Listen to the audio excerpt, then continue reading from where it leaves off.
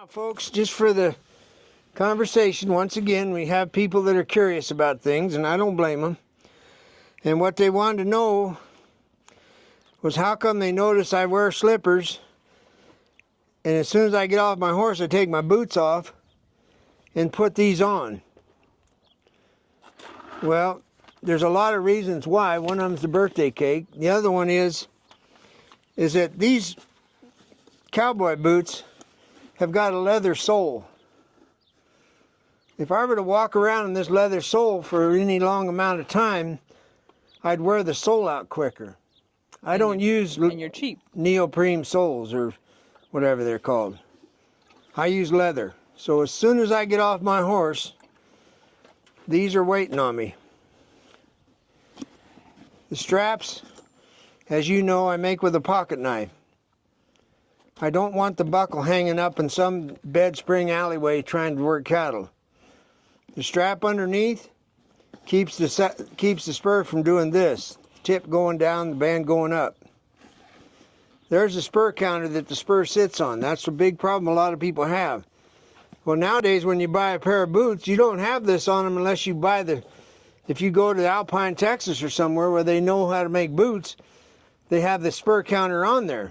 And Jack at D-Bar-M's got some boots with a spur counter. Yep.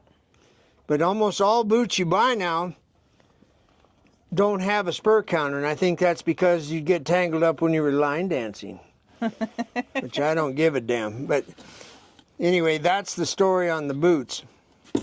Now, one of the things we've noticed in the last 10 years is some people have kin that landed on Plymouth Rock, and some of those people were Quakers, and they had boots like I'm about to show you, and they wore the big buckle and the big hat. Well, this got to be popular for some reason. There is no way you can kill a spider in a corner with that toe. And these soles with this double stitching, which I have no idea why, is dangerous for hanging up on stirrups.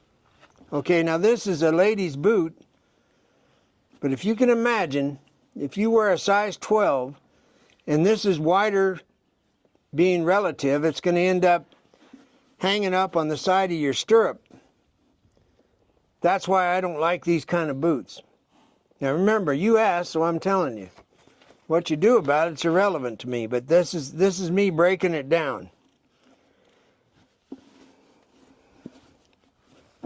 That's it. Sit on boots. Oh, a little trivia for you coffin cheaters. This is legal. If you've done the knees and the hips and the back and all the stuff and mileage and all that, there is nothing wrong with putting your boots on with boot hooks.